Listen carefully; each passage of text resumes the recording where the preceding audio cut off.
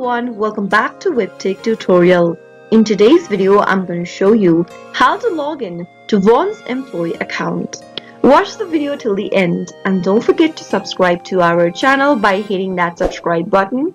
Press the notification bell so that you'll never miss another upcoming upload from us. Open up your web browser to get started. In the URL box, type in www.vons.com and press enter on your keyboard. VONS is a Southern California and Southern Nevada supermarket chain owned by Albertsons. If you are an employee on VONS and you'd like to log in and access your account, then from the official web page, scroll all the way down until you see this company info tab. Select for employees link from the menu. On the next page, scroll a bit down and you'll be able to find two login options. From the first login option, you'll be able to view your VONS online automated HR service system. If you want to check your schedule or access weekly schedules and request time offs, then you can click on this login now link right under my schedule. Select any one area you'd like to log in with and give it a click.